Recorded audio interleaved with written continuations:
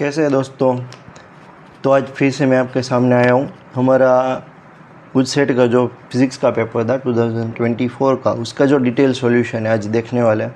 ठीक है, ये वीडियो स्टार्ट करें उससे पहले मैं आपको बताना चाहता हूँ हमारी यूट्यूब चैनल के ऊपर हमने ऑलरेडी 2021 से लेकर 2025 के जो वीडियोज़ हैं वो 1 बाय 1 अपलोड करना शुरू कर दिया है।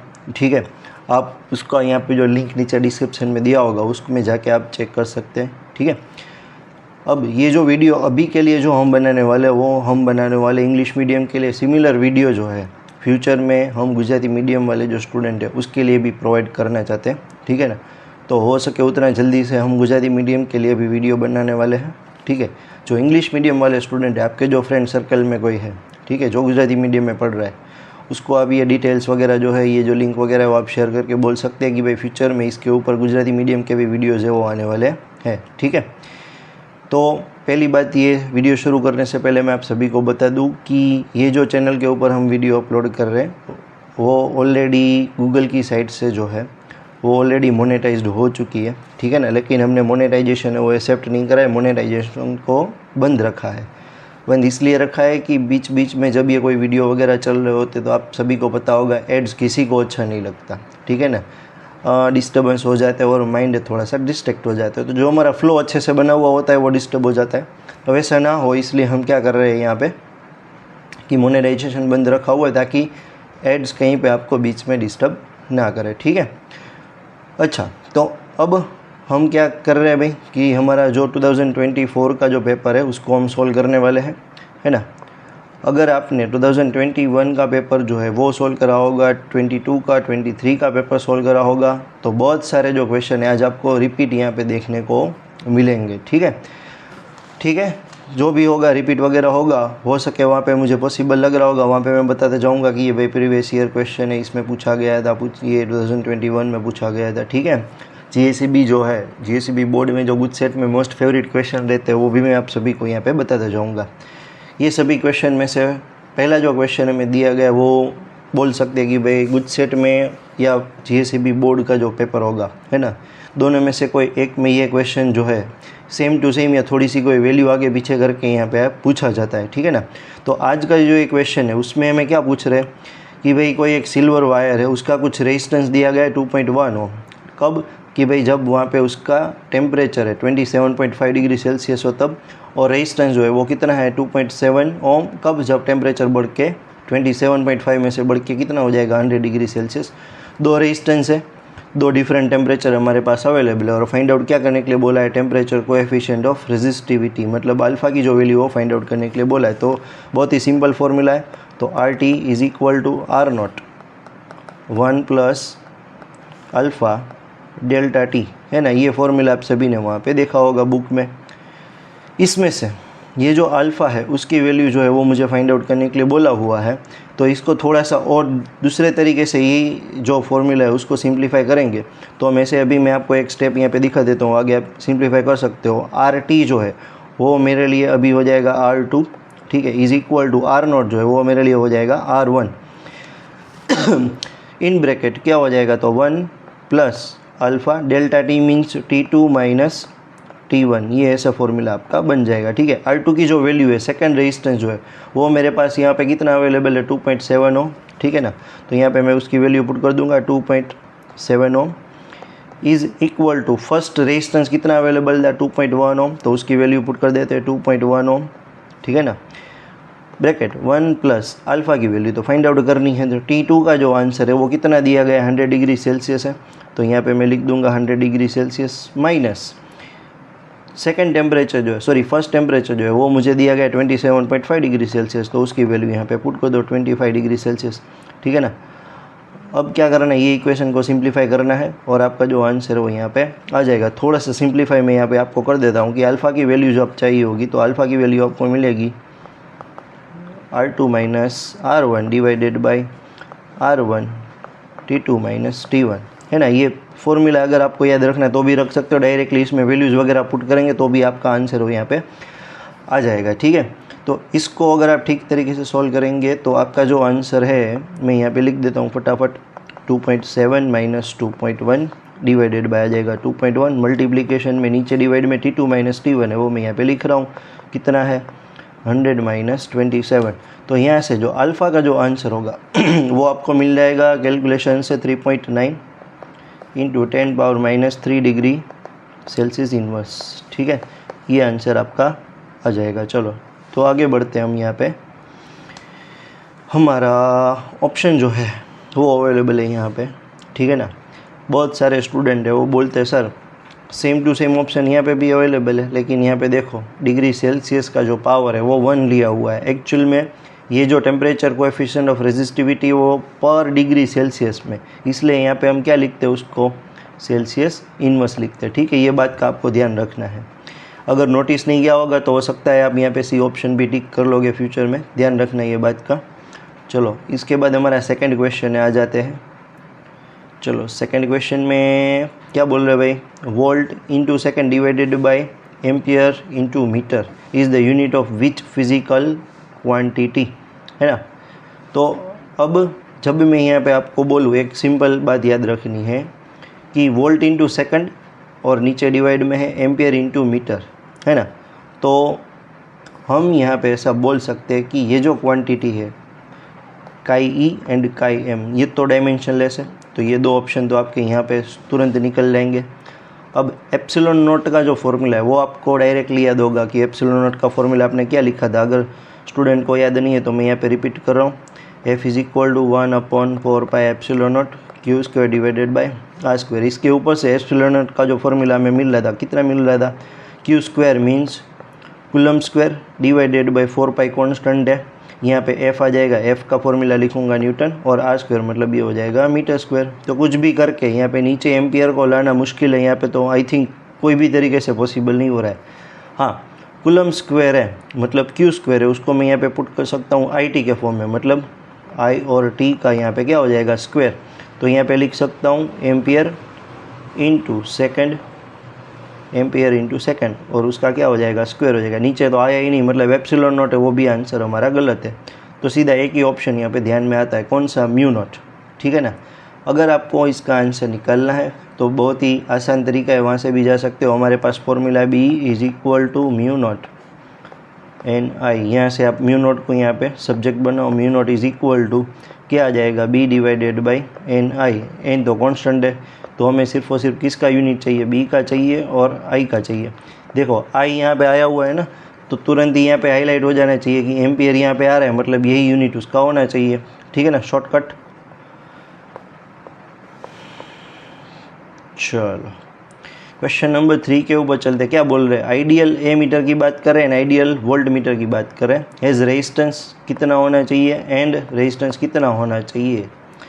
देखो आइडियल ए मीटर का काम है कि मैक्सिमम जो है वो मैक्सिमम आई पास होना चाहिए। मैक्सिमम आई पास कब होगा, जब उसका जो रेजिस्टेंस होगा वो कितना होना चाहिए, मिनिमम। मतलब आर की जो वैल्यू वो कैसी हो जाएगी, मिनिमम हो जाएगी। मिनिमम मतलब अप्रोक्स जो है, अप्रोक्स बोल सकते हैं कि उसका आंसर 0 है। ठीक है ना। अब वोल्ट मीटर का काम क्या है, तो वोल्ट मीटर का काम क्या है कि वहाँ पे वो वोल्टेज जो है वोल्टेज मेज़र करके दे या पोटेंशियल डिफरेंस मेज़र करके दे। उसमें हमें आई के साथ कोई लेना देना नहीं है, मतलब आई वहाँ से पास नहीं होना चाहिए। तो बोल सकते हैं कि वोल्टेज का जो काम है वो पोटेंशियल डिफरेंस शो करना है। कब शो करेगा कि मैक्सिमम यहाँ पे रेजिस्टेंस हो और करंट वहाँ से पास ही ना हो, है ना। तो आर वहाँ पे मैक्सिमम हो जाएगा, मैक्सिमम हो जाएगा तो मान सकते हैं कि उसकी वैल्यू क्या है, इनफाइनाइट है। तो आंसर पहले ए मीटर का है तो मतलब 0, दूसरा इनफाइनाइट। 0 और इनफाइनाइट यहाँ पे आ रहा है, ऑप्शन डी के साथ मेरा आंसर जाएगा। ठीक है ना। चलो उसके बाद आगे बढ़ते हैं हम यहाँ पे।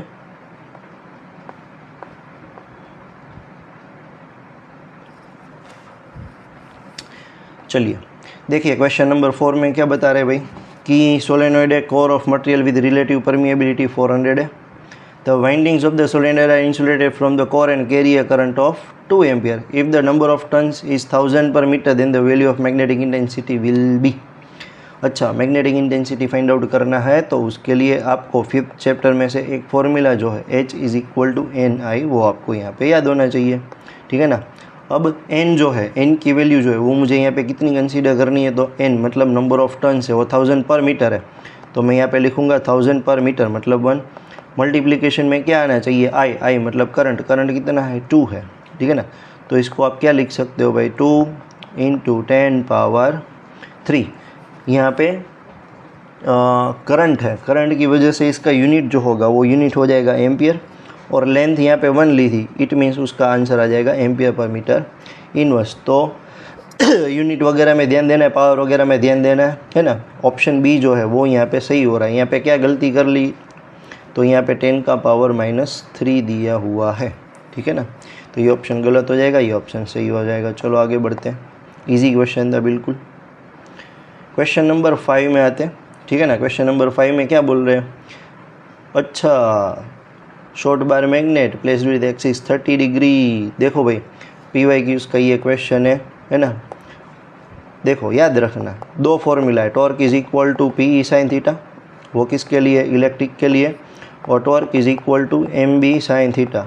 ये दोनों फॉर्मूला का आपको रट्टा मारना है तो मार लेना, ये मैग्नेटिक फील्ड के लिए आएगा, है ना। हो सकता है आपको नेक्स्ट गुड सेट का जो पेपर होने वाला है उसमें या इलेक्ट्रोस्टैटिक या मैग्नेटोस्टैटिक में से दोनों में से कोई एक में फॉर्मूला जो है वो देखने को आपको मिल जाएगा, ठीक है ना, या इसके रिलेटेड कोई क्वेश्चन है वो आपको देखने को वहाँ पे मिल जाएगा। चलो तो अभी के लिए मुझे जो क्वेश्चन में बोला गया वो किसके लिए यहाँ पे बोला गया है कि भाई शॉर्ट बार मैग्नेट है, मतलब ये मैग्नेटिक फील्ड के रिलेटेड जो हमारा चैप्टर था उसमें से क्वेश्चन आया है। चलो आगे बढ़ते हैं, क्या बोल रहे हैं भाई, with uniform external magnetic field of 0.5 t means B का आंसर भी अवेलेबल है। एक्सपीरियंसेस अ टॉर्क, टॉर्क का वैल्यू जो है वो भी यहाँ पे दिया गया। Then the magnitude of magnetic movement, magnetic movement मतलब m फाइंड आउट करना है, of the magnet will be, कितना हो जाएगा। अब मैग्नेटिक मूवमेंट है उसका एक फॉर्मूला तो बनता है m = n I a भी बनता है, लेकिन इसमें a अवेलेबल नहीं है, तो चलो ये फॉर्मूला नहीं आएगा, तो टॉर्क के ऊपर से ही जाना पड़ेगा जो टॉर्क दिया हुआ है। ये कोई स्टूडेंट सोचते हैं, इसलिए मैंने यहाँ पे लिखा, मुझे भी पता है कि ये गलत है, लेकिन कोई स्टूडेंट सोचते हैं ये सर NI ऐसे भी हो सकता है, क्यों, क्योंकि नंबर ऑफ टर्न्स को हम बोल सकते हैं, कुछ नहीं लिया हुआ है तो एक ले लेते हैं, I यहाँ पे दिया हुआ है तो I भी नहीं दिया हुआ है तो भी चला जाएगा, क्वेश्चन नहीं आएगा। आगे A भी दिया हुआ है, कहीं पे नहीं दिया हुआ है, तो पहले चेक कर लेना है। ऐसा कोई क्वेश्चन आए तो उसमें कि एक फॉर्मूला m का ये भी बनता है ना, तो उसमें से ये फॉर्मूला जो है हमने क्यों यूज़ नहीं करा वो भी आपको पता होना चाहिए। हमने क्यों ही torque is equal to MB sin theta formula use करा, है ना, ताकि हमें पता रहे कि भाई sin थीटा मतलब थीटा का जो वैल्यू है 30 डिग्री वो भी अवेलेबल है। m का जो आंसर है वो फाइंड आउट करना है, b का आंसर दिया गया 0.5 t दिया गया, और टॉर्क का आंसर है वो भी यहाँ पे दिया गया, ठीक है ना। तो वैसे हम सोच यहाँ पे हमारी रखेंगे, तो m इज इक्वल टू क्या हो जाएगा, टॉर्क डिवाइडेड बाय हमारा आंसर आ जाएगा यहाँ पे torque divided by b sin theta. चलो टॉर्क का आंसर यहाँ पे पुट कर दो 4.5 × 10⁻², डिवाइड में क्या आ जाएगा भाई b का आंसर कितना दिया गया था 0.5 दिया गया था, और मल्टीप्लिकेशन में क्या आ जाएगा sin थीटा, sin 30 की वैल्यू हो जाएगी 1/2, तो 2 यहाँ पे सीधा ऊपर चला जाएगा, ठीक है। अब यहाँ पे m का जो आंसर है वो आपको यहाँ पे मिल जाएगा, कितना मिलेगा 2 4 9.5 9 2 18, तो आंसर जो है आपका यहाँ पे आ जाएगा 18 × 10⁻² जूल 10⁻² जूल टेस्ला इनवर्स। हाँ, हमारा कौन सा ऑप्शन मैच हो रहा है देख लो, ये रहा हमारा डी आंसर। अगर पावर में गलती करी होगी तो हो सकता है कोई स्टूडेंट ये भी टिक करके आ जाए। चलो ध्यान देना है भाई, यहाँ पे ऐसी मिस्टेक्स ना हो। हाँ चलो अब हम आगे क्वेश्चन नंबर 6 के ऊपर, है ना। अच्छा, इसके जैसा सेम PYQ में भी क्वेश्चन आया हुआ है, तो ध्यान दीजिएगा। एक और बार यहाँ पे हम रिपीट कर लेते हैं। अ स्क्वायर लूप है जिसका साइड है 10 सेंटीमीटर एंड रेजिस्टेंस दिया गया 0.5 ohm, is placed vertically in the east west plane. A uniform magnetic field of 0.1 tesla is set up across the plane in the north east direction. The magnetic field is decrease to 0 in 0.7 second, मतलब इसकी जो भी value दी गई थी कितनी थी 0.1, उससे decrease होकर कितना आ रहा है यहाँ पे answer 0 at a steady rate. Then the magnitude of induced current जो है वो हमें यहाँ पे फाइंड आउट करना रहेगा, ठीक है ना। अब देखो रेजिस्टेंस वगैरह की भी बात कर रहे, एरिया वगैरह की भी बात कर रहे, तो आई थिंक यहाँ पे कोई एक फॉर्मूला से ये क्वेश्चन है वो सॉल्व होने वाला नहीं है। तो अब करंट फाइंड आउट करना है। करंट फाइंड आउट करने के लिए पहले तो मुझे ईएमएफ पता होना चाहिए, इंड्यूस्ड ईएमएफ। तो एक फॉर्मूला तो E is equal to IR use कर लूँगा, है ना। दूसरा जो फॉर्मूला है मेरे पास ईएमएफ का क्या फॉर्मूला था, E is equal to d∅/dt। ये भी फॉर्मूला मेरे पास अवेलेबल था, ठीक है ना। अगर n नंबर ऑफ टर्न्स दिए होते तो मैं यहाँ पे n लिखता, लेकिन आई थिंक यहाँ पे कहीं पे n नंबर ऑफ टर्न्स की कोई रिक्वायरमेंट नहीं होगी, तो उसको हम स्किप कर दें, ठीक है ना। नंबर ऑफ टर्न्स 1 है, जाने दो आगे। चलो अब क्या करना है भाई, तो d∅/dt की जो वैल्यू है वो मुझे यहाँ पे पता होना चाहिए। क्या पता थी भाई, फाई की वैल्यू क्या थी, BA और cos थीटा। अब यहाँ पे cos थीटा मैं इसलिए ले रहा हूँ क्योंकि मुझे यहाँ पे देखो ईस्ट वेस्ट प्लेन बोला हुआ है और दूसरा बोला हुआ है नॉर्थ ईस्ट डायरेक्शन, मतलब इन दोनों के बीच में कुछ एंगल वहाँ पे बनेगा, है ना। तो उसके बारे में वो मुझे वहाँ पे ध्यान रखना पड़ेगा। अब देखो आगे क्वेश्चन में क्या कर सकता हूँ, तो ये मेरा फॉर्मूला नंबर 1 मान लो, ये फॉर्मूला नंबर 2 मान लो, तो मैं 1 इज इक्वल टू 2 कर दूँ क्योंकि दोनों इंड्यूस्ड ईएमएफ की तो फॉर्मूला है। तो मेरा आंसर आ जाएगा IR इज इक्वल टू, यहाँ पे हमारा आंसर आ जाएगा BA और यहाँ पे आंसर आ जाएगा cos थीटा, ठीक है ना।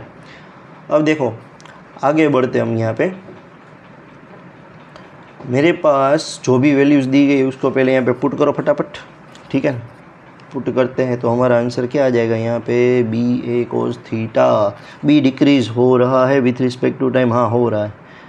इट मीन्स यहाँ पे मुझे dt को है उसको भूलना नहीं है। देखिएगा dt का आंसर क्यों नहीं भूलना है, क्योंकि अगर वो 1 सेकंड होता तो कोई परेशानी नहीं होती, लेकिन 0.7 सेकंड की वजह से उसका जो आंसर है मुझे यहाँ पे पुट करना पड़ेगा। अगर ये गलती हुई तो हमारा आंसर है वो कुछ गलत आ जाएगा, ठीक है।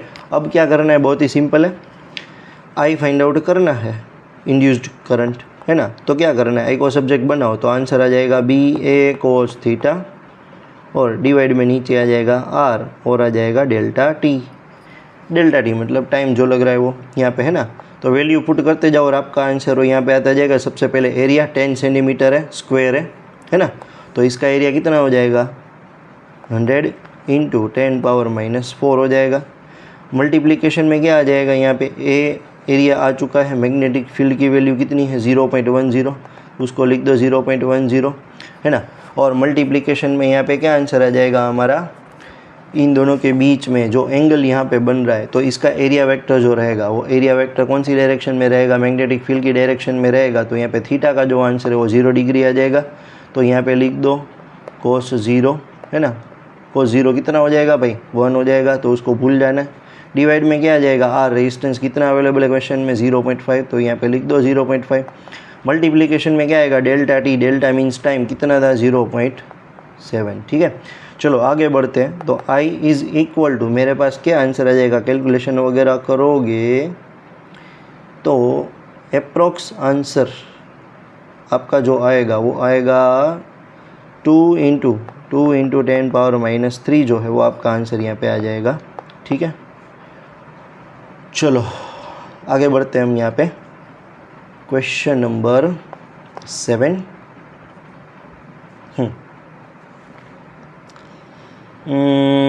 अच्छा, n टर्न्स अवेलेबल है मेरे पास and current passes through it is I ampere, then we obtain L and you have self inductance. Now if current charge to, मतलब चार्ज नहीं होगा यहाँ पे, होगा चेंज होगा। क्या वर्ड होगा यहाँ पे, चेंज। करंट की वैल्यू चेंज करके कितना कर रहा है, 5I कर रहा है। तो न्यू सेल्फ इंडक्टेंस की वैल्यू है वो क्या हो जाएगी, तो भाई पहले सेल्फ इंडक्टेंस का जो फॉर्मूला है वो हमें याद होना चाहिए, L is equal to μ0n² divided by L multiply by क्या हो जाएगा A। देख सकते हो, है ना, कि यहाँ कहीं पे भी ये A लिखा हुआ है, यहाँ कहीं पे भी I जो है वो नहीं आ रहा है, मतलब L जो है उसका कोई रिलेशन यहाँ पे नहीं बन रहा है I के साथ, ठीक है ना। तो I और L दोनों एक दूसरे के साथ यहाँ पे कोई रिलेशन नहीं बनाएंगे। तो चले आप 5I यहाँ पे करंट कर दो, या 50I कर दो, या 500I कर दो, इंडक्टेंस में कोई भी चेंज आने वाला नहीं है। मतलब मेरा आंसर है वो D हो जाएगा। बहुत ही थियोरेटिकल पूछा था भाई, क्या बात है, वेरी गुड। चलो अब क्वेश्चन नंबर 8 के ऊपर आ जाते हैं, ठीक है ना। क्या बोल रहे हैं, प्योर इंडक्टर मेरे पास अवेलेबल है, L की वैल्यू वो दी गई 50 milli henry connected to a source of 220 volt, then RMS current in the circuit will be RMS जो है, रमेश मैं बोलता हूँ इसको, ये हमें फाइंड आउट करना है। और फ्रीक्वेंसी ऑफ द सोर्स है वो गिवन है, इसका फ्रीक्वेंसी का क्या ज़रूरत है अभी पता लग जाएगा। क्यों? क्योंकि देखो मेरे पास सिंपल ओम्स लॉ का फॉर्मूला मान सकते हो, VRMS is equal to IRMS multiply by क्या आंसर आ जाएगा, रेजिस्टेंस मतलब क्या आ जाएगा, LXL, इंडक्टेंस की जो वैल्यू हो यहाँ पे आ जाएगी। चलो इसमें से फाइंड आउट क्या करने के लिए बोले, RMS करंट की वैल्यू फाइंड आउट करना है, तो IRMS भाई जो है उसको यहाँ पे सब्जेक्ट बना दो, तो नीचे आ जाएगा हमारा VRMS, सॉरी ऊपर आ जाएगा VRMS और नीचे आ जाएगा XL। VRMS की वैल्यू कितनी थी, 220 अवेलेबल थी। XL की वैल्यू कितनी है, XL को हम क्या लिखते थे, ओमेगा L लिखते थे, और ओमेगा की वैल्यू क्या होती थी, 2πf, तो ये आंसर आ जाएगा 2πfL। तो यहाँ पे लिखो 2π आ जाएगा, F देखो फ्रीक्वेंसी का ज़रूरत पड़ा तो यहाँ पे आ जाएगा फ्रीक्वेंसी, और L इंडक्टेंस का जो आंसर है वो दिया गया है 50 इंटू 10⁻³ मिली के लिए मैंने यहाँ पे लिखा है, सॉरी गलती ना हो जाए ये बात का आप ध्यान रखेंगे, ठीक है ना। प्रॉपरली सॉल्व करो, ऊपर कितना है 220 दिया गया है ना, नीचे कितना आंसर आएगा 5π आ जाएगा।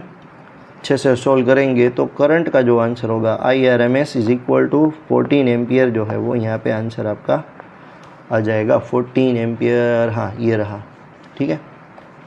नेक्स्ट क्वेश्चन के ऊपर चलते, क्वेश्चन नंबर 9 के ऊपर चलो। क्वेश्चन नंबर 9 में क्या बोल रहे हैं, इन LCI series AC circuit at resonance, क्या बात है resonance, at resonance the value of power factor will be, याद रखना है रेजोनेंस की कंडीशन आए और सर्किट LCR दिया जाए तो रेजोनेंस मतलब XL इज इक्वल टू क्या हो जाएगा, XC हो जाएगा। इट मीन्स Z की जो वैल्यू हो वो कितनी हो जाएगी, R के इक्वल में हो जाएगी। अब पावर फैक्टर का जो फॉर्मूला था वो क्या था, cos delta is equal to R/Z, है ना। तो R का जो आंसर है वो तो कुछ है ही नहीं, लेकिन Z का आंसर है वो क्या पुट कर देना है, R पुट कर देना है, ये चला जाएगा तो आंसर क्या आ जाएगा 1। तो पावर फैक्टर कितना हो जाएगा 1, कहाँ पे अवेलेबल है, ये रहा। वाह कितना इजी क्वेश्चन दे रहे हैं। चलो क्वेश्चन नंबर 10 के ऊपर चलो। क्वेश्चन नंबर 10 में क्या बोल रहे हैं कि भाई मेरे पास primary coil of transformer 100 turns, तो मैं लिख दूंगा यहाँ पे NP is equal to 100।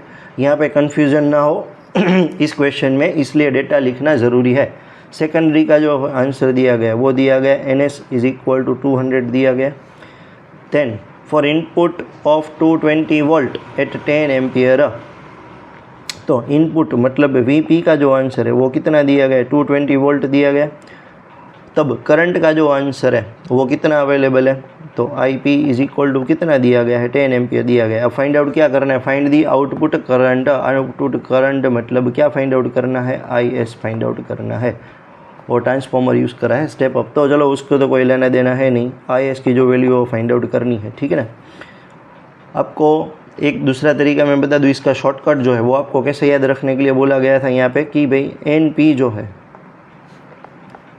NP NS जो है और VP और VS है वो एक दूसरे के साथ डायरेक्टली प्रोपोर्शनल में चलेंगे। और करंट जो है power P is equal to VI से हमने देखा था, कहाँ से देखा था, power P is equal to VI, input power और आउटपुट पावर, वहाँ से हमने क्या देखा था, इसको V0 I0 बोल दो, यहाँ पे VI II बोल दो। तो यहाँ से पता लगा VI II is equal to V0 I0, तो आपको पता लगेगा VI ओवर V0 जो है वो कैसे चल रहा है, I0 बाई II से चल रहा है, मतलब V is inversely proportional to क्या हो जाएगा, करंट हो जाएगा। तो VP ओवर VS है, तो मैं यहाँ पे क्या लिख सकता हूँ, उसका उल्टा लिखना है, मतलब क्या IS डिवाइडेड बाई IP, ठीक है ना। क्या फाइंड आउट करना है, IS फाइंड आउट करना है। तो इसमें से IS और यहाँ पे NP NS है उसको सब्जेक्ट बनाओ तो आंसर आ जाएगा IS is equal to IP multiply by क्या आ जाएगा, NP आ जाएगा, और डिवाइड में क्या आ जाएगा, NS। चलो शॉर्टकट लगाया है, अगर काम आ जाए तो। IP का आंसर कितना दिया गया है 10, NP का आंसर कितना अवेलेबल है मेरे पास, NP 100। चलो ये 100 अवेलेबल है, और नीचे डिवाइड में क्या आ रहा है भाई, NS का आंसर कितना दिया गया है, 200 दिया गया है। कुछ कट वगैरह हो रहा है, ये आ जाएगा 5। तो क्या आंसर आ जाएगा, IS is equal to 5 ampere, है ना। करंट की वैल्यू स्टेप अप है इसलिए वहाँ पे लो होगी, मतलब 10 एम्पियर में से कन्वर्ट होकर कितनी हो जाएगी, 5 एम्पियर हो जाएगी। कहाँ पे अवेलेबल है, ये रहा ऑप्शन डी में, देख सकते हो आप सभी। कलर चेंज क्यों करना, भी तो दिखाई दे रहा है सबको, ठीक है। ये रहा 5 एम्पियर। चलो बहुत इजी क्वेश्चन दिया गया था नहीं। चलो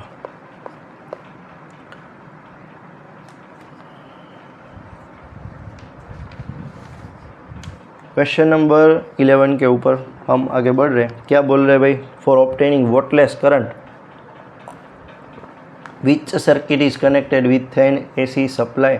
चारों में से अगर देखेंगे तो कोई भी ऑप्शन सही नहीं है।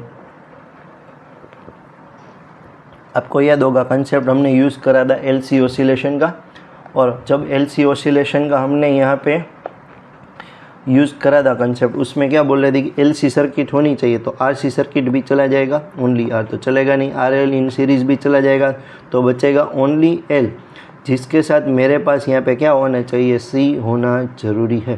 मतलब एलसी सर्किट होगा तभी हमें यहाँ पे क्या मिलेगा? वोल्टलेस करंट मिलेगा। बहुत ही थियोरेटिकल क्वेश्चन बोला गया है। अच्छा, फिर से एक और थियोरेटिकल क्वेश्चन आ रहा है। क्या बोल रहे हैं? Is indicated below which one is the equation of ampere Maxwell. जो लास्ट इक्वेशन हमारे पास अवेलेबल था मैक्सवेल के, जो 4 इक्वेशन दिए गए थे उसमें से, तो अगर आपको याद होगा तो उसमें क्या लिख रहे थे? बी डी ए लिख रहे थे, क्लोज इंटीग्रेशन यहाँ पे कर रहे थे, is equal to mu naught I C plus क्या लिख रहे थे? म्यू नॉट आई डी, है ना। तो म्यू नॉट आई डी मतलब आई का जो आंसर है हम यहाँ पे पुट कर रहे थे epsilon naught D phi by D T, तो आई डी का आंसर यहाँ पे हम क्या लिख सकते हैं? Epsilon naught D phi E by D T, है ना। तो ये कहीं पे आपको दिखाई दे रहा है, सभी जगह पे प्लस आना चाहिए, सभी जगह पे प्लस। डी फाई बी लिखा है, गलत हो गया। डी ए लिखा है, गलत हो गया। डी एल तो लिखा है लेकिन ये है तो ये भी गलत, तो डायरेक्टली पता लग गया कि बी ऑप्शन ही सही है। तीनों और गलत है वो भी चेक कर लेना है भाई, जैसे मैंने करा वैसे। हाँ चलो क्वेश्चन नंबर 13 के ऊपर आओ। Cellular phones use radio waves to transmit voice communication in the ultra high frequency UHF EM waves का कंसेप्ट था। बहुत ईजी। अरे वाह, उससे भी इजी क्वेश्चन है। क्या बोल रहे? For plane mirror focal length is. Plane mirror की फोकल लेंथ वो इनफाइनाइट हो जाएगी। अब इनफाइनाइट कैसे होगी? देखो, है ना, अगर ये कन्वेक्स लेंस है बड़ा सा, है ना, बड़ा सा है तो इसकी फोकल लेंथ होगी बहुत ही कम होगी, क्योंकि ये सर्कल कितना बनाएगा? इतना छोटा। तो मान लो कि इसकी फोकल लेंथ यहाँ कहीं पे आ रही है, ऐसा सपोज कर लेते हैं। उससे पतला लेंस मैंने यहाँ पे लिया है ना, इसे समझाने के लिए, बाकी ये कहीं पे ऐसे काम थोड़ी ना आता है। तो अब इसकी जो फोकल लेंथ है वो कैसी होगी? थोड़ी सी बढ़ गई, है ना। इससे भी पतला लेंस में ले लूँ तो अब फोकल लेंथ क्या हो जाएगी? इससे भी ज़्यादा हो जाएगी, है ना। तो बहुत ही पतला लूँ, एक टाइम आ जाएगा कि सिर्फ और सिर्फ यहाँ पे स्ट्रेट पार्ट ही बचेगा, और उसमें से एक स्ट्रेट पार्ट है, मतलब उसमें से एक साइड को मैं क्या कर दूंगा? वहाँ पे सिल्वरिंग कर दूंगा, तो पूरा एक ही साइड बचा जहाँ से कोई लाइट है वो आएगी और वापस वहाँ पे चली जाएगी। तो ये तो हमें क्या दिखा रहा था कि रेज जो है वो कितना कन्वर्ज यहाँ पे कर पाएगा। तो सबसे ज़्यादा कन्वर्ज ये कर पाएगा, उससे कम ये वाला, उससे कम ये वाला, और सबसे कम ये वाला। ये कन्वर्ज ही नहीं करेगा, मतलब सिर्फ और सिर्फ रिवर्ट बैक करेगा। कब रिवर्ट बैक कर सकता है? कि मैक्सिमम फोकल लेंथ हो। तो मैक्सिमम फोकल लेंथ मतलब तो ऐसा ही मान सकते हैं कि उसकी फोकल लेंथ इनफाइनाइट हो, है ना। तो मेरा जो आंसर है वो डी यहाँ पे आ जाएगा। चलो आगे बढ़ते हैं। क्वेश्चन नंबर 15 के ऊपर आ जाओ। 15 क्वेश्चन में क्या बोल रहे हैं कि भाई मेरे पास यहाँ पे एक ऑब्जेक्ट में से रे आ रहे situated at infinite distance. Object को कहाँ पे लिया? सॉरी, यू को कहाँ पे लिया हुआ है इन लोगों ने? इनफाइनाइट के ऊपर लिया हुआ है। In air and falls on a spherical glass surface जिसका रिफ्रैक्टिव इंडेक्स गिवन है, then the distance of image will be. क्या बात कर रहे हैं? R is the radius of curvature of spherical glass. चलो, तो आपको याद होना चाहिए लेंस मेकर जो फॉर्मूला हमने पढ़ा था, है ना। लेंस मेकर फॉर्मूला में हमें एक आंसर मिल रहा था कि कोई एक ऐसी सरफेस कंसीडर करी जाए कि भाई जहाँ पे ऑब्जेक्ट को हमने कहाँ पे लिया हुआ है? इनफाइनाइट पे लिया हुआ, और यहाँ से रे करके ट्रैवल करके यहाँ कहीं पे जाएंगे और यहाँ कहीं पे उसकी इमेज बनाएंगे, है ना। तो इस टाइप का डायग्राम था वो हम यूज़ करने वाले। उसमें जो यू है, यू कहाँ पे रखना है भाई? इनफाइनाइट के ऊपर हमें रख देना है। और वी का जो आंसर है, इमेज कहाँ पे प्रोड्यूस होगी, the distance of the image, वो कहाँ पे फाइंड आउट करना है आंसर हमें, ठीक है ना। कहाँ पे इमेज प्रोड्यूस होगी, मतलब वी इज इक्वल टू क्या आंसर आएगा? डेंसर मीडियम में, ठीक है। अब लाइट ट्रैवल कर रही है N1 में, जा रही है कहाँ पे? N2 में, रेयर टू डेंसर है, ठीक है ना। तो देखो ये क्वेश्चन में मेंशन किया गया, इस हिसाब से मैंने यहाँ पे डायग्राम ड्रॉ करा हुआ है कि ऑब्जेक्ट जो है सिचुएटेड कहाँ है, इनफाइनाइट डिस्टेंस के ऊपर इन एयर में, and falls on a spherical glass, मतलब इमेज जो प्रोड्यूस होगी वो कहाँ पे होगी, स्फेरिकल ग्लास के अंदर कहीं पे, मतलब डेंसर मीडियम में होगी। चलो इसका फॉर्मूला याद होना चाहिए, क्या फॉर्मूला था, N2/V minus N1/U is equal to N-1, और डिवाइड में क्या आ रहा था, R आ रहा था। बहुत ही सिंपल फॉर्मूला है, ठीक है ना। अब N2 की जो वैल्यू है, N2 मतलब यहाँ पे ग्लास ले रहे वो, तो उसकी वैल्यू पुट कर दो, क्या आ जाएगा 1.5 divided by V find out करना है, माइनस N1 का आंसर एयर मतलब 1 आ जाएगा, U का आंसर है infinite is equal to N2 divided by N1, तो N2 का आंसर क्या था 1.5, तो 1.5 माइनस 1 डिवाइडेड बाई क्या आ जाएगा R। सिंप्लीफाई करो, ये तो पूरा चला जाएगा, इधर कितना आंसर आ जाएगा 0.5 आ जाएगा। तो अगर इसको आप सोल्व करोगे तो मेरा जो आंसर है ये कट होके कितना आ जाएगा, यहाँ पे 3 आ जाएगा। तो कितना आंसर मिलेगा मुझे, V को सामने की साइड जाने दो, तो आंसर मिलेगा V is equal to 3R। बहुत ही सिंपल कैलकुलेशन वाला था। ऑप्शन सी के साथ हम जाएंगे।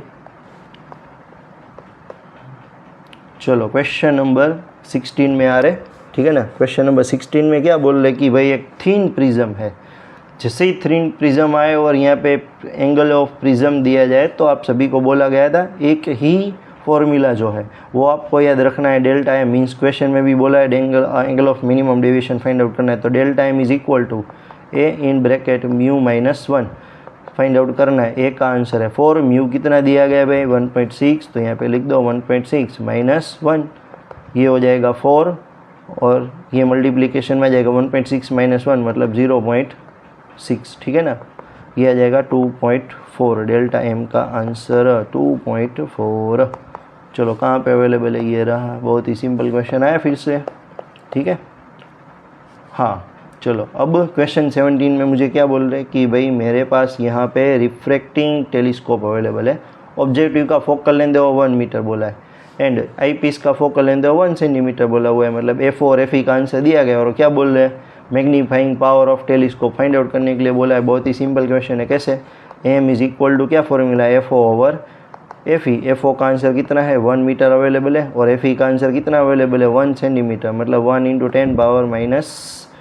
10⁻²2 सेंटीमीटर में से उसको कन्वर्ट हो जाएगा मीटर, मीटर कैंसिल आउट हो गया, 10⁻² ऊपर चला जाएगा, तो ये बन जाएगा 100 मीटर, मीटर कैंसिल मतलब unit less dimension less quantity थी, तो 100 आंसर डी ऑप्शन में सही है। वाह कितना इजी पेपर बनाते हैं, ठीक है। चलो अब क्वेश्चन नंबर 18 यहाँ पे आया है। क्वेश्चन नंबर 18 में क्या बोल रहे हैं, the phase difference between any 2 particle of a given wave front is. देख लो कोई एक सोर्स यहाँ पे कंसीडर करो, ये सोर्स मैंने कंसीडर करा है, ठीक है ना। इसमें से ये जो है वो वेव्स अगर कंटिन्यूसली एक डायरेक्शन में यहाँ पे पास हो रहे हैं ना, तो यहाँ पे 2 वेव्स के बीच में मतलब यहाँ पे और यहाँ पे हमें फाई की जो वैल्यू वो कितनी मिलेगी, तो फाई की वैल्यू कितनी मिलेगी 0, क्योंकि यहाँ पे जो कोई भी रे पास होकर कंटिन्यूसली आगे बढ़ेगा वो कैसे चल रहा होगा, सेम फेज में यहाँ पे चल रहा होगा, मतलब फेज डिफरेंस है उसका कितना हो जाएगा 0 0। मतलब कौन सा आंसर है, हाँ बी ऑप्शन हमारे लिए सही है। फिर से थियोरेटिकल कितना इजी था नहीं। चलो अब क्वेश्चन नंबर 19 के ऊपर आ जाओ। क्वेश्चन नंबर 19 में क्या बोल रहे हैं, Young's double slit experiment separate. अरे भैया देखो फिर से PYQs का क्वेश्चन दिया गया है। स्मॉल डी का आंसर पता है, स्क्रीन मतलब 1.54 मीटर है, मतलब कैपिटल डी का आंसर पता है। तो डायग्राम ड्रॉ करूँ तो बहुत अच्छा लगेगा आप लोगों को। स्मॉल डी का आंसर पता है, ठीक है। स्क्रीन दी गई है मतलब कैपिटल डी का आंसर है वो भी मुझे यहाँ पे पता है, ठीक है ना। कन्फ्यूज़न ना हो, क्लियर कर देता हूँ मैं, ठीक है। तो ये हो जाएगा आपके लिए स्क्रीन डिस्टेंस कितना, capital D. The distance between the central bright fringe, तो मान लो कि यहाँ से ये मेरा सेंट्रल ब्राइट फ्रिंज है, and the 4th bright fringe, मतलब मान लो कि यहाँ कहीं पे उसका 4th ब्राइट फ्रिंज है वो यहाँ पे मिल रहा है ना। तो उन दोनों के बीच का जो आंसर है जिसको हम बोलते हैं एक्स, तो एक्स का जो आंसर है वो यहाँ पे अवेलेबल है कितना 1.2 सेंटीमीटर। तो भाई फाइंड आउट क्या करेंगे, तो जो सोर्स हमने यूज़ करा हुआ है, ठीक है, तो सोर्स का जो वेवलेंथ है लेमड़ा वो हमें फाइंड आउट करना है, ठीक है ना। इसके लिए x is equal to n λd/d। बहुत ही सिंपल फॉर्मूला है जिसमें से मुझे लेमड़ा की वैल्यू फाइंड आउट करनी है। तो आंसर आ जाएगा XD डिवाइडेड बाई क्या आंसर आ जाएगा N कैपिटल D। अब फोर्थ ब्राइट फ्रिंज यहाँ पे आपको फाइंड आउट करने के लिए बोला हुआ है। अगर आप यहाँ पे गलती करेंगे तो प्रॉब्लम है वो सोल्व होने वाला नहीं है। चलो तो इसमें वैल्यू वगैरह है वो पुट करो फटाफट। x का आंसर गिवन है 1.2 सेंटीमीटर, तो उसको कन्वर्ट करके हम यहाँ पे लिखेंगे 1.2। अरे भाई क्या हो रहा है। चलो यहाँ पे मैं सब्जेक्ट बना लेता हूँ लेमड़ा को। तो लेमड़ा इज इक्वल टू क्या फॉर्मूला हो जाएगा x small d over n capital D। चलो तो लेमड़ा इज इक्वल टू क्या आंसर आ जाएगा, x का आंसर 1.2 सेंटीमीटर, तो उसको कन्वर्ट कर दो मीटर में, मल्टीप्लाई बाय d है, स्मॉल d का आंसर किस में दिया गया है 0.28 mm, तो 0.28 mm इट मीन्स उसको कन्वर्ट कर दो मीटर में, डिवाइड बाय क्या आ जाएगा, फोर्थ ब्राइट फ्रिंज बोला हुआ है तो n इज इक्वल टू क्या ले लेंगे 4 ले लेंगे, मल्टीप्लिकेशन में क्या आ जाएगा कैपिटल D स्क्रीन डिस्टेंस कितना है 1.4। चलो तो यहाँ से अगर आप सॉल्व करेंगे तो लेमड़ा का जो आंसर होगा 12, 14, 4, 4, 6 अप्रॉक्स 6, हाँ अप्रॉक्स 600 नैनोमीटर है वो आपका आंसर यहाँ पे आएगा, 600 नैनोमीटर आएगा। कैलकुलेशन गलती करेंगे तो हो सकता है 660 भी किसी को आ जाए गलती से। चलो आगे बढ़ते हैं, क्वेश्चन नंबर 20 के ऊपर आ जाओ। क्वेश्चन नंबर 20, वाह फिर से PYQ, कितने PYQs आएंगे भाई। The refractive index of glass दिया गया है 1.6, स्पीड ऑफ लाइट है वो हमें फाइंड आउट करनी है, speed of light in vacuum दिया गया है। तो simple question the mu is equal to C by V, उसमें से स्पीड ऑफ लाइट है वो फाइंड आउट करना है, तो V इज इक्वल टू क्या हो जाएगा C बाई म्यू। बहुत ईजी क्वेश्चन था, क्यों, क्योंकि C का आंसर है वो लिख दो भाई, कितना था 3 × 10⁸ डिवाइडेड बाई 1.6 यहाँ पे आ जाएगा। तो अप्रॉक्स इसको डिवाइड करेंगे तो आंसर आएगा 1.88 × 10 पावर कितना आंसर आ जाएगा मेरा 8 metre per second, 1.88 10 power 8। Option number A के साथ हम जाएंगे। क्वेश्चन नंबर 21 के ऊपर आ जाओ। क्वेश्चन नंबर 21 में क्या बोल रहे हैं जूल इंटू सेकेंड। तो जूल इंटू सेकेंड को आप जूल को अगर देखें, जूल मतलब यूनिट ऑफ एनर्जी मतलब वहाँ पे वर्क जो है हम उसको कंसीडर करते हैं, एनर्जी मतलब फोर्स इंटू डिस्प्लेसमेंट हो जाएगा तो न्यूटन, और यहाँ पे आ जाएगा मीटर जिसको हम जूल लिखते हैं, और मल्टीप्लिकेशन में क्या आ रहा है भाई सेकंड आ रहा है। थोड़ा सा अगर सोचें तो वर्क फंक्शन मतलब इलेक्ट्रॉन वोल्ट वगैरह आएगा, तो ये तो आएगा नहीं, रेबर्ग कांस्टेंट भी नहीं आएगा, मोमेंट ऑफ इनर्शिया दूर तक नहीं है। तो वैसे देखा जाए तो एंगुलर मोमेंटम आंसर होना चाहिए। कंफर्म करने के लिए एंगुलर मोमेंटम का formula L is equal to mvr लिख दे, उसमें से मास मतलब kg आ जाएगा, मीटर पर सेकंड आ जाएगा, और r मतलब r डिस्टेंस मतलब मीटर आ जाएगा, ठीक है ना। तो ये हो जाएगा आपका formula kg metre square second inverse, है ना, ऐसा कुछ आंसर आएगा। कंफर्म तो करना पड़ेगा कि भाई इसका आंसर आएगा कि नहीं आएगा। चलो जूल इंटू सेकंड तो रहने देते, पहले न्यूटन मीटर को कुछ करो भाई। तो न्यूटन मतलब kg metre per second, kg metre second square, और मल्टीप्लिकेशन में m है तो मैं यहाँ पे m लिख दूंगा। तो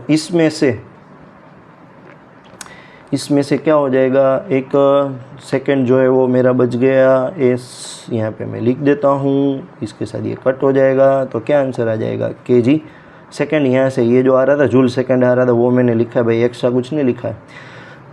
तो kg आ गया, मीटर आ गया, मतलब मीटर का स्क्वायर आ गया, और नीचे डिवाइड में क्या है सेकंड, तो सेकंड ऊपर चला जाएगा तो क्या हो जाएगा इसका पावर -1। तो ये देखो ये डेटा मैच कर रहा है, यस एंगुलर मोमेंटम आंसर आपका आ जाएगा, ठीक है। क्वेश्चन नंबर 22 के ऊपर चलो, क्या बोल रहे क्वेश्चन नंबर 22 के ऊपर। इससे पहले भी ये क्वेश्चन थियरी में आया हुआ है, याद रख लेना। इसकी वैल्यू क्या होगी 10 पावर 8 वोल्ट पर मीटर। क्या बोलना चाहते हैं कि भाई कोई एक स्ट्रॉन्ग इलेक्ट्रिक फील्ड प्रोवाइड कर रहे हो आप, स्ट्रॉन्ग इलेक्ट्रिक फील्ड पॉजिटिव में से आ रहा है और नेगेटिव में वो जा रहा है कहीं पे, है ना। तो अगर बीच में कहीं पे आपने यहाँ पे प्लेट रख दी तो इस प्लेट के अंदर जो कोई इलेक्ट्रॉन होगा वो बाहर निकलेगा, इजेक्ट आउट हो जाएगा, है ना। ये रहा the emit an electron from the metal minimum electric field required. तो उसका आंसर ये दिया गया है कि कितना इलेक्ट्रिक फील्ड रिक्वायर्ड होगा। तो इलेक्ट्रॉन है वो इस डायरेक्शन में, पॉजिटिव चार्ज की डायरेक्शन में मूव होगा। कहाँ से निकलेगा? मेटल सरफेस में से निकलेगा, जो न्यूक्लियर फोर्स को ओवरकम करके बाहर आ रहा होगा। भाई पता लग गया ना इसका आंसर। याद रखना, कभी कभार है ना वोल्ट पर मीटर की जगह पे वोल्ट पर सेंटीमीटर भी दिया जाता है, तो 10 पावर 6 भी दिया जाता है। ये गलती ना हो, देखो यहाँ पे दिया हुआ है लेकिन वोल्ट पर मीटर है, इसलिए ऑप्शन बी गलत है। चेक करना भाई थोड़ा सा। चलो तो क्वेश्चन नंबर 23 के ऊपर आते हैं। क्या बोल रहे हैं? A ball of mass 0.12 kg moving with speed of 20 metre per second as de Broglie wavelength कितनी होगी? तो formula lambda is equal to H over P. P का वैल्यू क्या पुट करना है? mv। एच का आंसर क्वेश्चन में दिया गया है तो कोई आपको परेशानी नहीं है। हो सकता है कभी कभार ये आंसर आपको ना दिया जाए तो ये वैल्यू जो है उसको आपको रट्टा मार लेना पड़ेगा। मास कितना दिया गया है? 0.12 kg में, इसलिए कुछ कन्वर्जन करने की ज़रूरत नहीं होगी। स्पीड कितना है? Velocity 20 metre per second. कभी कभार ये भी सेंटीमीटर पर सेकंड किलोमीटर पर आवर में दिया जाता है तो इसको भी कन्वर्ट करना पड़ेगा। तो यूनिट्स के ऊपर खास करके ध्यान देना, एसआई में होना चाहिए सभी के सभी आंसर, ठीक है। चलो इसको सॉल्व करेंगे तो लेमड़ा का जो आंसर है वो कितना मिलेगा? 2.76 इंटू 10 पावर -34 मीटर आंसर आपका आ जाएगा। चलो कहाँ पे है मेरा? ऑप्शन बी के साथ में जाऊँगा। चलो क्वेश्चन नंबर 24 के ऊपर चलो। क्या बोल रहे हैं भाई क्वेश्चन नंबर 24 में? द रेशियो ऑफ रेडियस और second and third orbit of hydrogen atom is. इसके लिए आपको डायरेक्टली याद रखना है क्या? R is directly proportional to n²/z। Hydrogen atom है तो z की वैल्यू कितनी हो जाएगी? 1। मतलब r जो है वो डायरेक्टली प्रोपोर्शनल टू किसके साथ जाएगा? n² के साथ जाएगा। तो अगर r2 का फाइंड आउट करना है तो r2 is directly proportional to क्या हो जाएगा? 2 का स्क्वायर मतलब 4 हो जाएगा। r3 के साथ जाना है तो क्या हो जाएगा? 3 का स्क्वायर मतलब कितना आंसर आ जाएगा? 9। दोनों का रेशियो ले लो 4/9। कहाँ पे दिया गया है? ऑप्शन नंबर डी में दिया गया है। फटाफट आगे बढ़ो भाई, चलो जल्दी करो जल्दी करो। क्वेश्चन नंबर 25 के ऊपर आ गए हैं। क्वेश्चन नंबर 25 में क्या बोले? Geiger मार्टसन skating experiment in thickness of a thin foil of gold. वाह। अल्फा स्केटिंग एक्सपेरिमेंट में हमने क्या करा था कि कोई एक थीन फिल्म जो है वो यूज़ करी थी। किससे बनी हुई थी? गोल्ड से बनी हुई थी, है ना। तो इसकी जो थिकनेस है वो थिकनेस की जो वैल्यू है वहाँ पे मेंशन करके रखी थी। कितनी थी? 2.1 10 पावर -7। ऑप्शन कहीं पे है? हाँ ये रहा ऑप्शन सी, ठीक है ना। सिमिलर 10 पावर -7 वाले दूसरे भी दिए गए, देखो सभी में है, लेकिन एग्जैक्ट वैल्यू जो है वो 2.1 है, वो आपको याद रखनी है इसके लिए, ठीक है। चलो क्वेश्चन नंबर 26 में चलते। क्या बोल रहे? क्वेश्चन नंबर 26 में the ground state energy of hydrogen atom is -13.6। Potential energy जो है वो आपको फाइंड आउट करनी है। तो याद रखना है पोटेंशियल एनर्जी का फॉर्मूला क्या लेते थे? Potential energy is equal to 2 times of total energy. तो 2 टाइम्स ऑफ टोटल एनर्जी कितनी? -13.6। तो -13.6 तो आंसर मल्टीप्लाई बाय करो -27.2 इलेक्ट्रॉन वोल्ट आंसर आ जाएगा पीई, है ना। के बोला होता तो क्या करना था? के इज इक्वल टू -e। पहले वीडियो में ही मैंने बताया हुआ था, याद रखना है इसको। चलो आगे बढ़ते हैं। क्वेश्चन नंबर 27 के ऊपर आ जाओ। क्या बोल रहे हैं? फिर से theoretical. Some atomic species of the same element use करना है, जस्ट लाइक ये हाइड्रोजन हम यूज़ कर रहे हैं, लेकिन डिफरिंग इन मास। डिफरिंग इन मास मतलब यहाँ पे उसका जो मास नंबर होगा, है ना, वो वहाँ पे क्या होना चाहिए? डिफरेंट होना चाहिए। तो हम उसको क्या लिखते थे यहाँ पे? XZA हम यहाँ पे लिखते थे। तो ए का जो आंसर एटॉमिक मास का नंबर है वो सेम होना चाहिए वहाँ पे, है ना। तो सेम होगा तो वो हमारा बन जाएगा, नहीं सेम नहीं, डिफरेंट बोला है। अच्छा चेंज कर दिया, कोई बात नहीं, चेंज करा, डिफरिंग बोला है। तो मान लो कि हाइड्रोजन है तो ये उसका आइसोटोप हो गया। आइसोटोप वर्ड है, हाँ है, ड्यूटेरॉन जैसे हम बोलते हैं। चलो इजी क्वेश्चन। क्वेश्चन नंबर 28 के ऊपर आ जाओ। क्या बोले? Find the value of x and y from the below given nuclear reaction. ऐसा क्वेश्चन आ जाए, घबराना नहीं है, बहुत ही सिंपल है, प्योर मैथमेटिक्स यूज़ करना है। एक साइड जो आपको रिएक्टेंट दिया जाता है और दूसरा आपको क्या दिया जाता है, प्रोडक्ट दिया जाता है, ठीक है ना। तो रिएक्टेंट दिया जाए, उसका मास नंबर है, उसका सम कर लेना है, कितना है 235 + 1 इज इक्वल टू 133 + y + 4 हो जाएगा। इसमें से y की वैल्यू आपको मिल जाएगी, नहीं मिलेगी, बहुत ईजी है, मिल जाएगा भाई।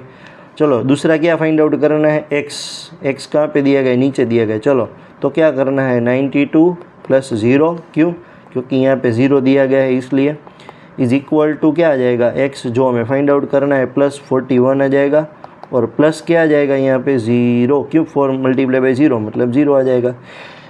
इसको भी आप अच्छी तरीके से सोल्व कर पाएंगे। तो मैं अगर यहाँ पे लिखूँ तो x का जो आंसर आ रहा होगा, x का आंसर आएगा आपका 51 आएगा, और y का जो आंसर हो जाएगा 91। तो आंसर आएगा 5199। कहाँ पे दिया गया है 5199। कैलकुलेशन मिस्टेक की वजह से आप ये ऑप्शन टिक करके आ जाओगे, गलत हो जाएगा, ऑप्शन ए ही सही है यहाँ पे 29। चलो क्वेश्चन नंबर 29 में क्या बोल रहे थे, ratio of the nuclear radii of the hydrogen and aluminium is, अच्छा कोई बात नहीं, फॉर्मूला बहुत ही सिंपल था, R is equal to R0 A⁻1/3 use कर देते, ठीक है।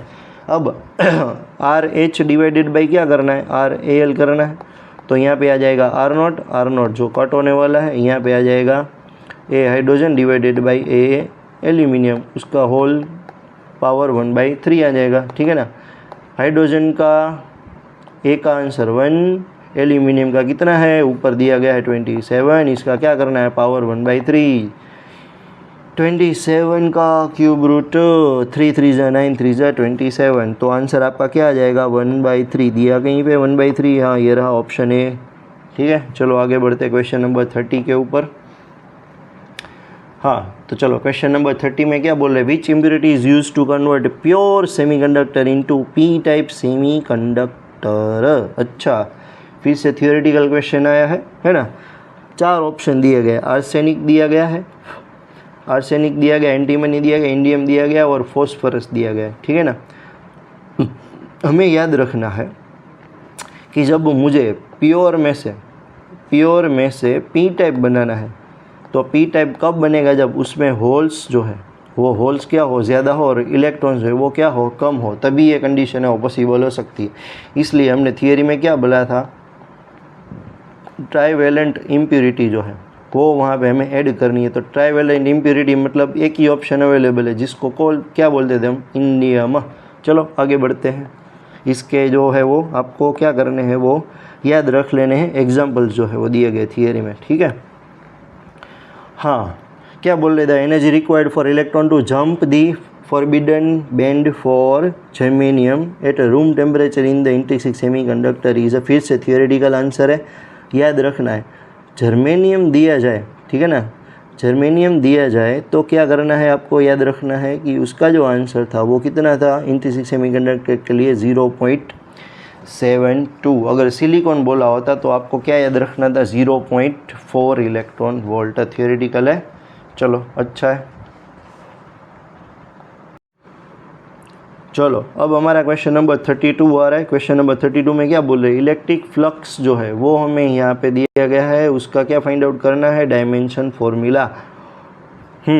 दिमाग लड़ाओ, फाई इज इक्वल टू, ये फॉर्मूला भी अवेलेबल है, दूसरा formula phi is equal to Q/ε0 भी अवेलेबल है।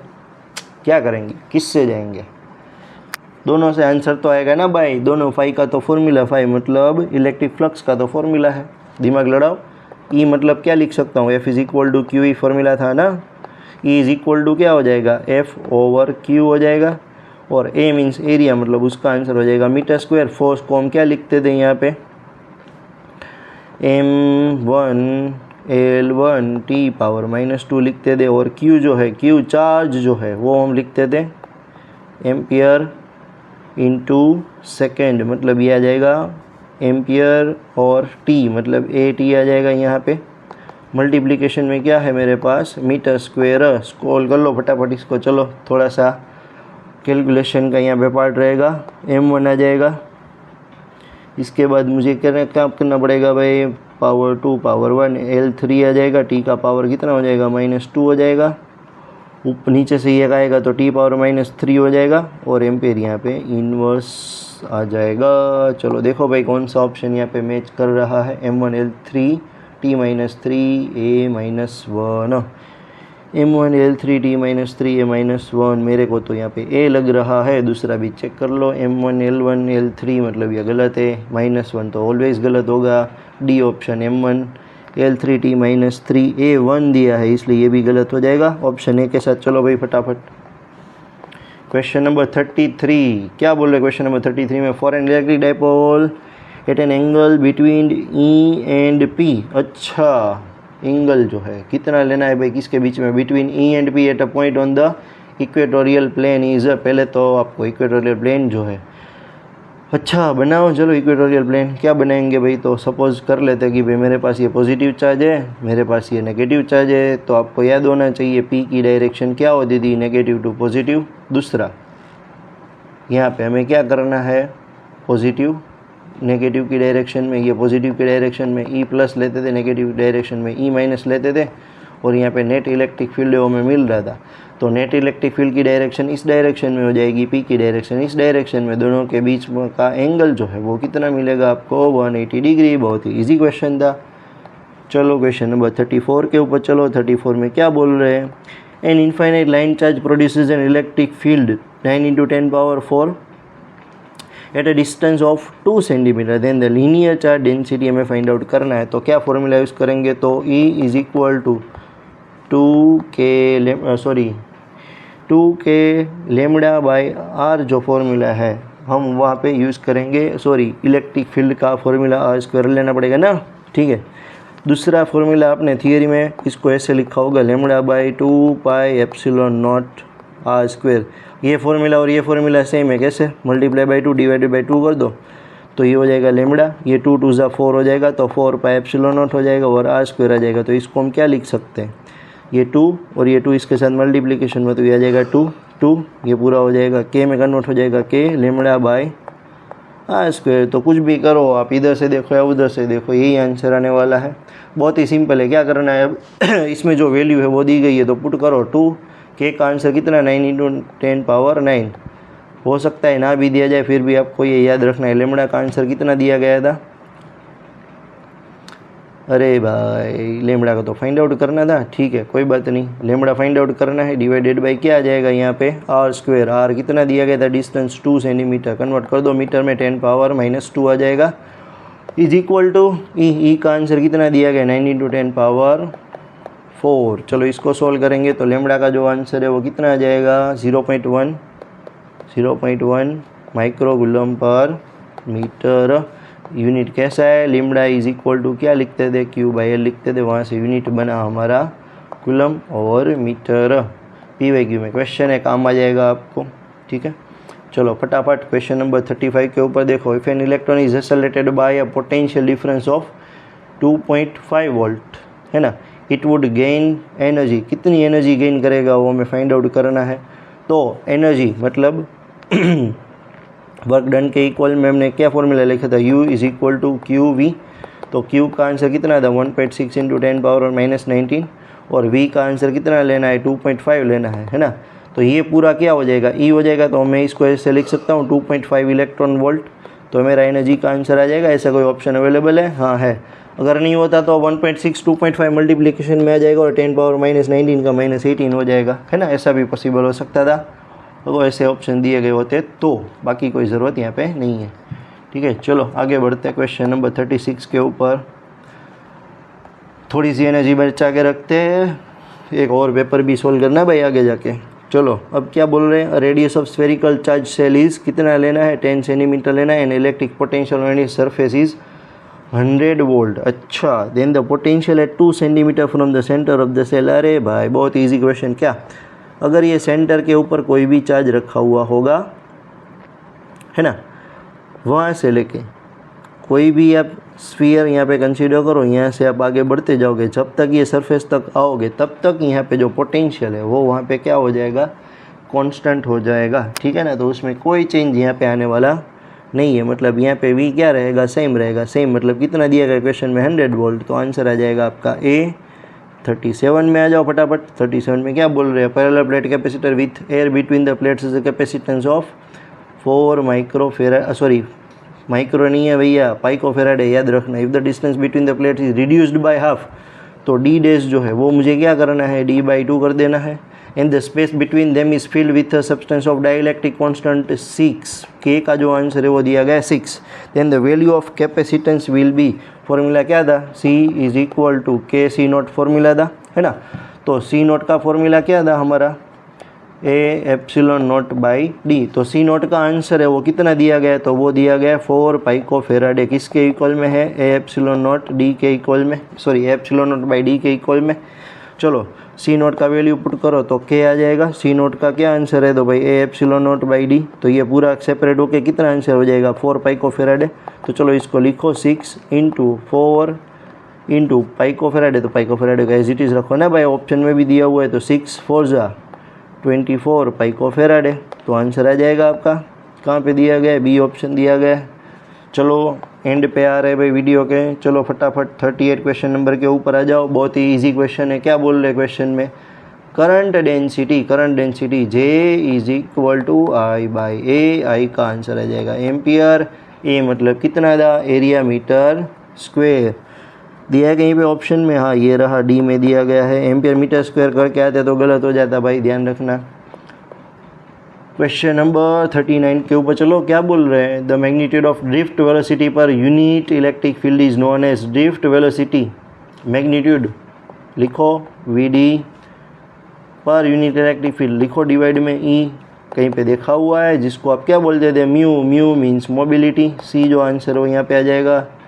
वाह लास्ट का तो इजी आ गया। अरे भाई परेशान करने वाला क्वेश्चन आया क्या, क्या बोल रहे हैं, as shown in the diagram, circuit diagram, find the value of I।